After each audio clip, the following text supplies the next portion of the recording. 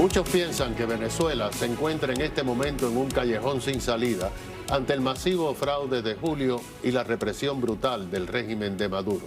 Pero hay tratados internacionales que existen y podrían ser herramientas para que se cumpla la voluntad popular, como por ejemplo la Convención de Palermo. Hoy la vamos a analizar con un conocedor a fondo de este tema, el doctor Carlos Sánchez Berzaín, director ejecutivo del Instituto Interamericano por la Democracia. Esta semana se ofreció una conferencia magistral en el instituto sobre la Convención de Palermo. Y muchas personas en este momento viendo el programa estarán diciendo, ¿y qué cosa es eso? Así que, porque no se ha hablado mucho, se habla del TIAR, el Tratado Interamericano, pero la Convención de Palermo, usted es el único que ha venido, pues, tratando de martillar sobre ese tema por varios años. Yo quisiera fijar el marco en el cual hay que aplicar la Convención de Palermo. Y el marco de referencia es una Venezuela en la cual el pueblo está ganando a la dictadura de mucho tiempo. Le ha ganado la campaña electoral en la cual el pueblo venezolano ha perdido el miedo. Le ha ganado el 28 de julio, el 28 de J, cuando el pueblo ha ido masivamente a votar y ha tenido la capacidad de desplazar 600.000 venezolanos para hacer un control electoral que a las pocas horas, a los pocos días, le ha dado al mundo el resultado verdadero de la elección.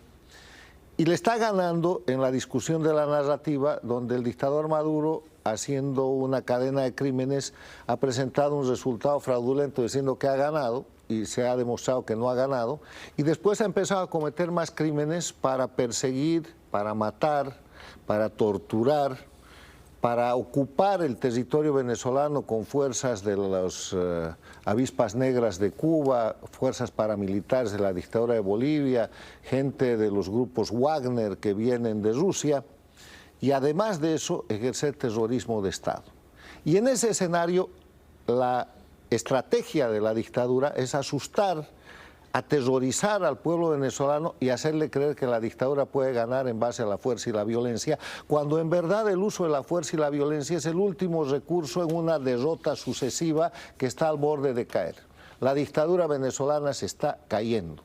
Y en ese escenario, lo que necesita ese pueblo venezolano atingido por el terrorismo que ejerce la dictadura dirigida por la dictadura de Cuba, es fuerza de saber que que hay una luz al final del túnel, y que la luz al final del túnel es la libertad, pero no la libertad solamente del pueblo venezolano.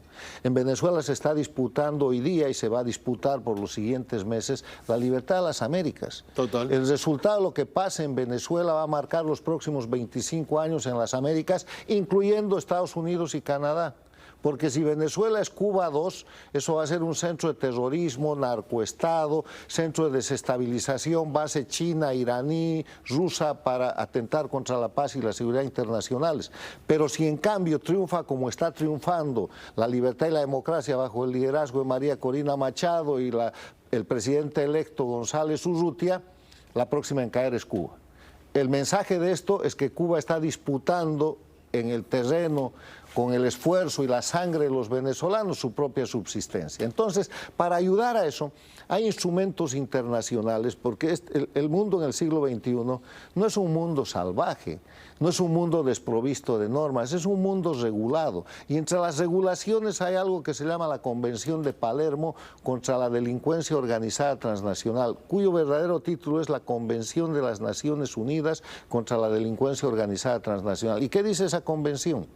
Que cuando 4 o más personas se juntan para cometer delitos y obtener beneficio económico u otro tipo de beneficio, eso se llama grupo delictivo.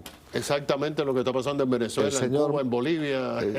Maduro, más Diosdado Cabello, más la llamada Dalcy Rodríguez, más la otra Rodríguez de la Corte Electoral, más el Amoroso, más el Padrino López, más el jefe del CEDIM o del CEDIV. Ese es un grupo delictivo, no es política, porque cometen todos los días crímenes que van desde la amenaza, la extorsión, la falsedad material, falsedad ideológica, uso de instrumentos falsificados, los que ofician como jueces y fiscales, el SAB, prevaricato. Todos esos delitos, de acuerdo a la Convención de Palermo, para que se aplique Palermo, necesitan tener pena privativa de libertad de más de 3 años y todos tienen más de 5 o más años.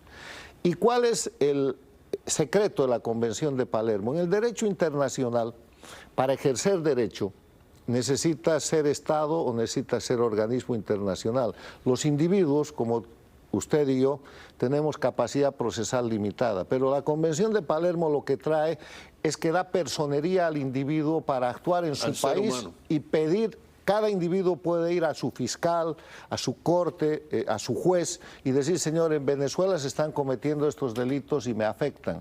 Abra causa por el delito de extorsión, de asesinato, de falsificación, de fraude, de tortura contra este grupo delictivo de Maduro y su banda, que se puede llamar el Cartel de los Soles, se puede llamar el castrochavismo, se puede llamar el socialismo del siglo XXI, y puede incluir en eso inclusive a los operadores cubanos, bolivianos y nicaragüenses, porque el dictador de Nicaragua ofreció mandar tropa inclusive. Ahora sí, pero hay, Carlos, hay precedentes. Noriega, de Panamá, extraditado a los Estados Unidos.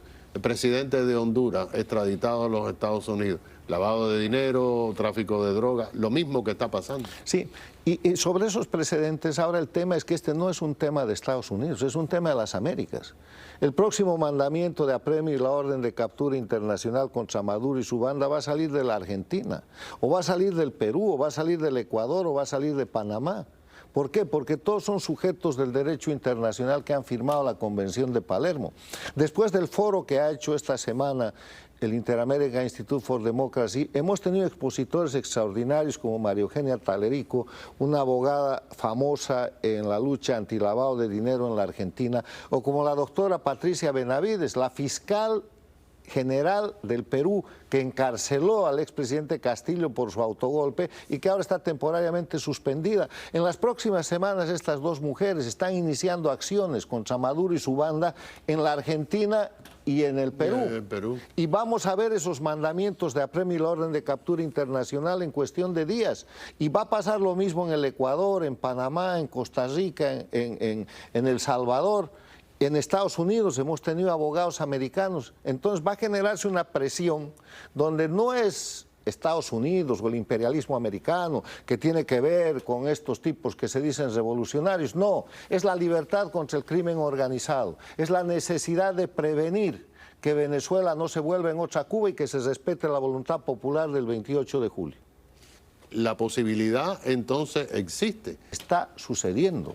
La fiscal Patricia Benavides, la abogada María Eugenia Talerico, los abogados de Chile con el doctor Israel están empezando los procesos.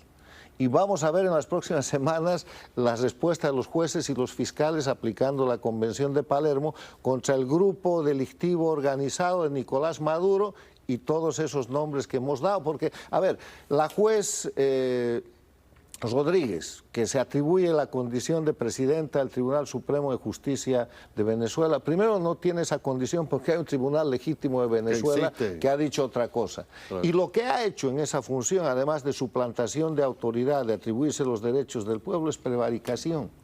Esa señora tiene que ir a la cárcel.